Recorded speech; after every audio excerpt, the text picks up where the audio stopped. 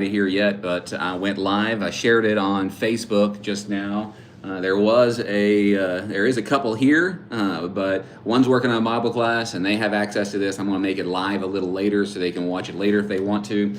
Plus, there's a couple of chairs in here if they want to come in and sit. They're just not going to be looking right at me. Instead, they'll be behind me. But anyway, there's nobody here yet, so I'll linger for just a minute. I wasn't supposed to start this till 10:10, and it's 10:07 right now. But if you join us, then we're happy to see it, or if you want to watch this later. I will say this, for those of you who might watch this later, my name's Daniel. I live here in Greenville, Kentucky, and I love sharing the Bible. I love preaching the Word, so I'm going to preach this morning. But this is the Bible class that I had prepared for our church Bible class. And nobody showed up because our parking lot's still pretty in bad shape. Again, there was one couple that showed up, but ordinarily we have several more than that. I'm doing a series right now about Israel. That's what we're doing in person. I don't know if I'm going to share that because it's in the middle of a series, but next series I might start sharing this on Sunday morning, every Sunday morning as well. But I'm not going to share that just yet. But this is one that I did kind of as a in-between sort of thing, and we're going to be opening our Bibles to Mark chapter 4 here in 1 minute. Mark chapter 4, beginning in verse 35. I'll be reading from the New King James Version whenever it's time. So if you want to turn there, if you use a different translation, that's okay. Some of you that have been watching haven't have been commenting quite that much. There is a little button at the bottom if you're using your device. If you're watching on TV, I'm sorry about that. I'm doing it this stream like this upright because it shows up in what they call the shorts feed, and a lot of the younger generation use that. But if you're using it on your television or something like that, then you might not be able to see it quite as well. It might have a couple black spots on either side that it's not showing. Or if you're watching on your computer, then you might have those black spots on either side, those bars. But if people are scrolling through, then they might see it on this. That's one reason why I'm doing it this way. So there's still not anybody here yet. That's okay. But we can get caught up, or I'll let you kind of get caught up in a minute. There is one person here. I'm glad you're here. If you want to sound out down below, then I would love to hear what you have to say and see who it is. Hey, there's 6 of us. Mr. Pigglesworth, so glad you're here. And D1 Beckham Jr. 13, hi, I'm glad you're here. If you're not in Greenville and part of this church, if you would go ahead and give us a thumbs up, that would really help us. And if you would subscribe to the channel, that would be really helpful as well. We're just getting started. I'm going to be reading from Mark chapter 4, beginning in verse 35 here in 1 minute, and try to understand what God has to say here. So in Greenville, Kentucky, there is a lot of bad weather. We've got icy, snowy parking lot that wasn't able to be cleared off. Thank you. I'm glad you think it's beautiful. I agree. Chris MC. Anyway, hey, thank you, D1 Beckham Jr. But anyway, it's all icy and all that stuff. So we're doing for our regular members here at our church. Hey, Rua, we're doing for our regular members of the church, we're doing this. So feel free to watch. If you have to go, then you can watch later. I'll make it available for everyone in the future afterward. It might be this afternoon, though.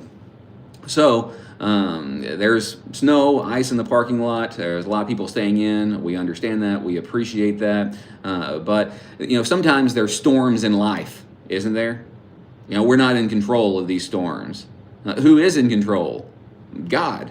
And even He doesn't necessarily always control it. He doesn't cause bad things to happen. He is in control. He's sovereign. But ancient Jews, and we're going to be looking in Mark chapter 4, and most of what was written in the Gospels was written to other Jews. So they viewed the sea as chaotic, as dangerous, and sudden storms symbolize threats beyond human power. So it's things that we can't do anything about. It's beyond our power to do anything about. So Mark chapter 4 kind of deals with this just a little bit. So let's read Mark chapter 4, beginning in verse 35, and then we'll make a few comments about it. I've got just a few points that I want to make today. Mark chapter 4, beginning in verse 35. On the same day when evening had come, he said to them, "Let us cross over to the other side." Now when they had left the multitude, they took him along in the boat as he was, and other little boats were also with him. And a great windstorm arose, and the waves beat him into the boat, so that it was already filling. But he was in the stern, asleep on the pillow. And they awoke him and said to him, "Teacher, do you not care that we are perishing?" Then he arose and rebuked the wind, and said to the sea, "Peace, be still." If you go to church, there's a song that we sing sometimes. Peace, be still, peace, be still. And the wind ceased, and there was a great calm. But he said to them, "Why are you so fearful? How is it that you have no faith?" And they feared exceedingly and said to one another, "Who can this be that even the wind and the sea obey him?" So they are on the Sea of Galilee. The Sea of Galilee is about 13 miles by 8 miles. It's a freshwater lake. It's not really a sea. I guess it would be a lake. It wouldn't be a pond, too big to be a pond. And it's surrounded by hills and mountains, and this creates wind funnels. So sudden violent storms were common. Cool east winds called the Sharkia, they rush down the canyons and they whip 10 to 12 foot waves up in minutes. So you don't see when this is coming. You can't know when all of these things are coming. So often no rain, just ferocious wind. So the first century fishing boats were around 27 foot long, open, wooden, like the ancient Jesus boat discovered in 1986. They were vulnerable. Waves easily swamped them. Fishermen, were experienced, but they still were terrified. So Peter was a known fisherman. I mean, he fished. He fished, but he's still terrified. They've been on this lake so many times. They've been in some of these storms, but these storms, people die and people get hurt, and people, they don't survive these storms sometimes. So this is something that would happen commonly, and Mark is recording this for us. And Jesus is there. Again, the cultural view for the Jews is that the sea is a symbol of chaos. It's evil. It's abyss. So in the beginning, in Genesis chapter 1, the Spirit of God hovered over the face of the waters. And what did God do with those waters? He brought order into chaos. So the water is chaos. You see? And this is what's happening. They were influenced by these Near Eastern myths. The Jews avoided large waters. Drowning is this. It's a real and it's a common fear. I'm glad you figured out how to put it on TV, Rua. So what kind of lessons can we draw from this? There's many. I won't be able to get all of them for you. But the disciples, he just spoke before this in Mark chapter 4. It says that in Mark chapter 4, Mark chapter 4, verses 30 and following is the parable of the mustard seed. So he says, if you have faith like a mustard seed, hey, Mike, I'm glad you're here. If you have faith like a mustard seed, then you'll be able to say to these mountains that be cast out and thrown into the sea. That's not what it says here in Mark chapter 4. But you got that faith like a mustard seed. That's what he's saying. And then he criticizes them in verses 35 and following about not having faith. He says, all you have to have is a little bit of faith, but they don't even have a little bit because Jesus is with them. And that's part of the point, that Jesus is with them. And remember Matthew chapter 28, verses 18 to 20, all authority in heaven and on earth has been given to me. Go therefore and make disciples of all nations, baptizing them in the name of the Father and of the Son and of the Holy Spirit, teaching them to observe all that I've commanded you. And behold, I am with you always, even until the end of the age. I am with you always. So Jesus commissions us, but he says he's with us. And he's with these disciples. He sends these disciples out. Hello, I'm glad you're here, Lisa. He sends these disciples out, but he's with them at this point. You see? So Jesus, I think we could say, maybe not from this passage, but from other passages, and we can look at this as a parallel, that Jesus is with us in the storm. There's storms of life. I don't know what's going on in your lives. I know what's going on in my life, and I'll mention that later. This is kind of a prelude. We're going to have another one at about 10 or 10:15 or 11:15 rather, Central Time. So this is kind of an experiment to see how all that goes, and I already had this prepared, so I thought I would share it with you. But there's storms in our life. There's storms in my life. There's things that are going wrong, things that aren't just right. But Jesus is with us in those. Do you agree? Comment below if you do, if you want to share that. Is Jesus with you in your storms of life? Do you feel like Jesus is with you? Jesus is there, but he's sleeping deeply. This is a peaceful rest, and he's sleeping deeply amid this peril because Jesus has perfect trust in the Father. Jesus believes, Jesus knows that it's going to be okay. And in our storms, we've got to know that it's going to be okay. Right? We've got to know that everything's going to be fine. So in the Old Testament, we have Jonah, it's a similar, there's types and there's antitypes. A type is someone like Jesus, an antitype is someone that's not like Jesus. And Jonah is an antitype. He was also asleep in the boat, but his wasn't out of trust that God is going to take care of him. His was out of trust that he's escaped God, but he can't escape God. So Jonah's asleep in the storm, but he's doing it while fleeing God. Jesus says in John 8 and verse 29, I always do those things that are pleasing to the Father. He's not fleeing from God. Jonah sacrificed himself to calm it, but Jesus just spoke and calmed it. So God, even though it seems like in the chaos of our life, it seems like he's not present, God is present. He was there in this storm, and God's in our storm as well. Do you agree? Do you think he's there for us? I know I can only say for myself, and I can tell you what some other people's experiences that I've read in books and I've watched videos and stuff, but there is story after story after story that people say they know that God was there with them in the storm that they're going through. That there's a storm of life and that God's been there with them, all right? So God is present. It says in Psalm 46 that God is our refuge, though its waters roar and foam. So the waters around us roar and foam, but God is still our refuge. And the disciples cry, Teacher, don't you care? That kind of sounds similar to Psalm 44 and verse 23. Awake, why sleep, O Lord? So in the Old Testament, they also thought sometimes God wasn't present. How long, O Lord, will you let the nations rage, is what the psalmist says. How long are you going to let all these things happen? But God's timing isn't our timing. But he is still with us, isn't he? There's this accusatory panic of the disciples, but Jesus is there with them. If Jesus is resting through it, then maybe we can be comfortable that it's all okay. How does knowing Jesus is in the boat with us change how we face disruptions like this snowy week? I want people to be here. The couple that's here, I told them it's nice to see real humans and other people. We did go to the store, but I go to church and I see people. I hug people around the neck. But I didn't see them last week. Nobody was here. I gave the lesson that I gave last week to an empty auditorium. There'll be a few people here.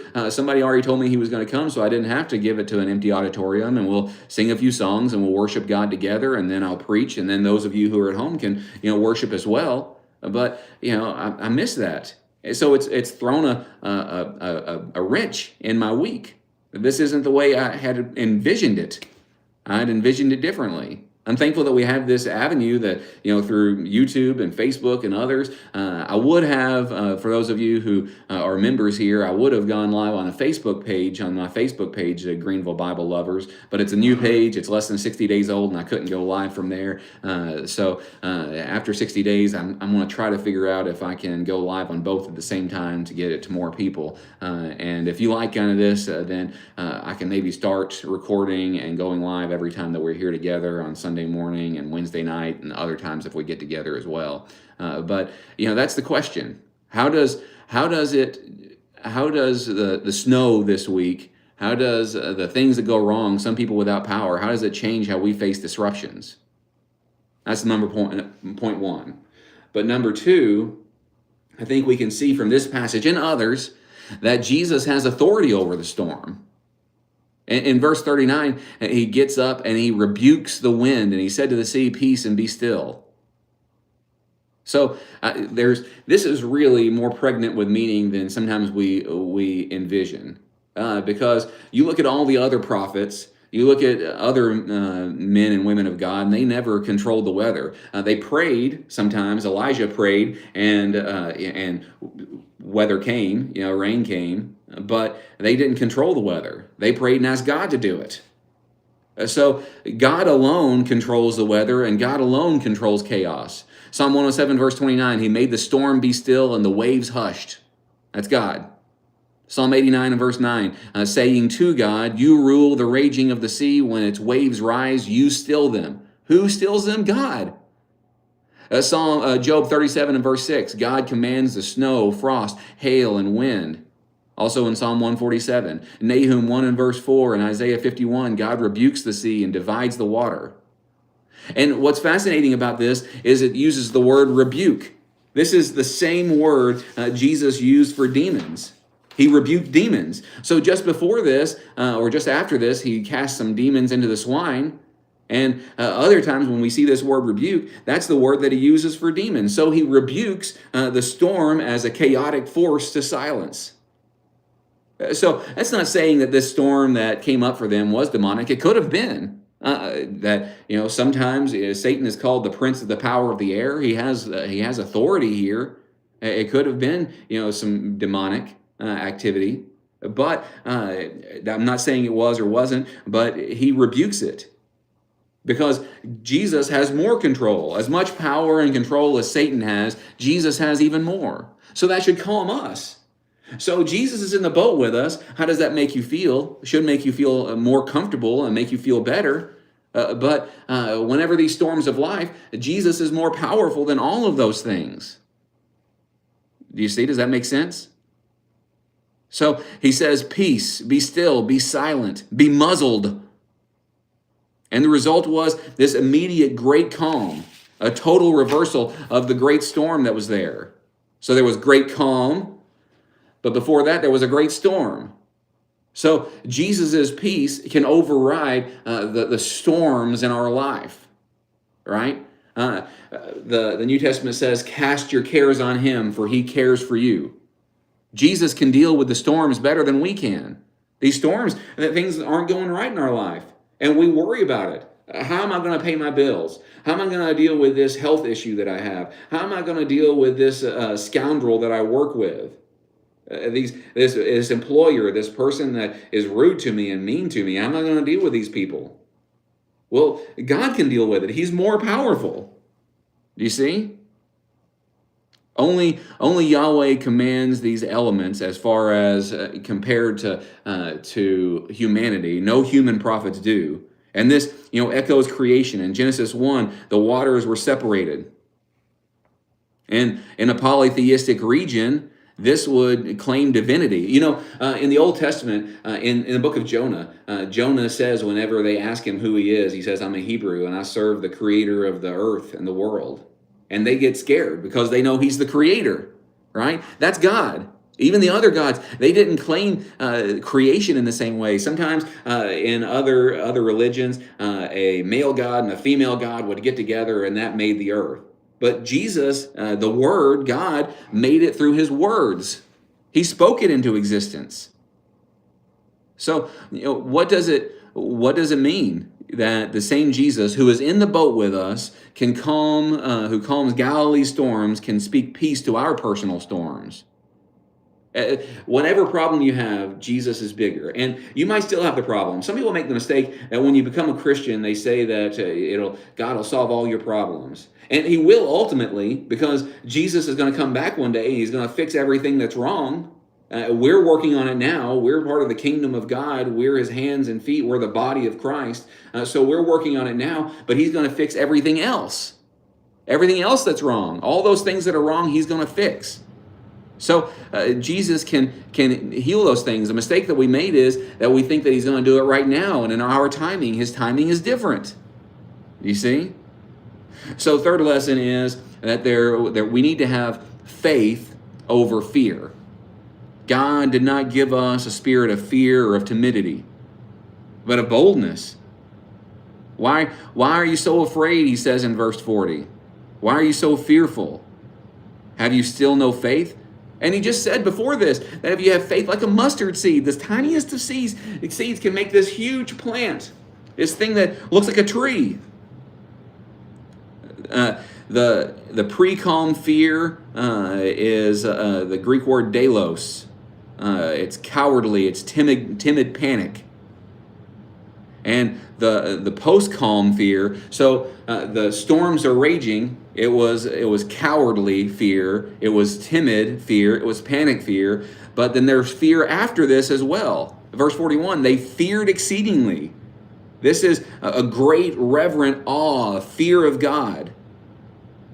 Isaiah said in Isaiah 43 and verse 2, when you pass through the waters, I will be with you. We trust God amid the waters. This faith, this is deep trust. It's deep trust, it's loyalty. And storms test it. Like Jonah's crew fears God post-calm. So it's so similar. Again, it's types and antitypes with Jonah. So Jonah ran from God, and they didn't want to cast him into the sea. They said, how can we stop this? And he said, throw me into the sea. And they said they didn't want to. They tried to row to stop from casting him into the sea. And then they tossed him into the sea. And then they go and they offer sacrifices to God. They built an altar to God. So these people were converted by the power of God, at least to some degree. They're the ones who had faith. In what storm right now are we tempted to focus on the waves instead of Jesus? What things are going on in your life? How can we choose faith? But then there's a fourth point, and then I'll end this, and we'll gather up again. If you want to come, I'd love for you to come back at about 11:15, and I'll start it live around that time. But the fourth point is the response. The response. And we've already mentioned it, that they had timid, cowardly fear before, and then afterward their response was a reverent fear.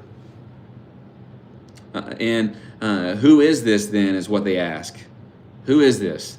Even the wind and the waves obey him. Who then is this? So Jesus was revealing himself to them, but he hadn't fully revealed it yet. We're only in Mark chapter 4, and we've got 12 more chapters, 15, 16, 12 more chapters that we've got to hear. So he's revealing himself to them. And even then they didn't understand, because after he was crucified and after he was put in the tomb and after he was raised from the grave, they still didn't understand. His body was gone. It was disappeared. And they're like, I don't understand what's going on here. They still didn't understand. So they didn't understand, even whenever he said some of these things, they didn't understand if it was metaphor or if it was simile, if it was just some way to understand this, if it was some illusion. But he said, that's allusion, A-L-L-U-S-I-O-N. They didn't understand these things. So they asked, who is this? Remember that they understood that only God can control the weather in this way. Job 38, verses 8 to 11, God sets the boundaries of the sea. In Psalm 65 and verse 7, God stills the roaring seas. And it says here that they obey him. Who can this be that even the wind and the sea obey him? That's the New King James Version. Obey. This is like military submission. Who is this? Who is it that can cause the sea to obey in a military-like manner? Sometimes people in the military don't even do that. That's why there's court-martials. But this sea obeyed him completely. Just up to. They stood at attention. The sea obeyed him. God, through Jesus who is God, commands the elements. And this is God's domain only. So the disciples shift from storm fear to God fear. Remember Proverbs 1 and verse 7? That the fear of God is the beginning of wisdom. So it is, in Hebrews 10 and verse 31, it says, it's a fearful thing to fall into the hands of the living God. So, in some ways, it should be a terrifying fear. If we're not followers of God, then we should have a terrifying fear. If we are followers of God, then we should have a reverential fear. So it is a fearful thing to fall into the hands of God, but that's not what it's talking about. It's talking about this reverential fear, to understand that this is the creator of all the universe, the creator of mankind, the creator of humanity, the creator of, we're knit together in our mother's wombs. And God did that.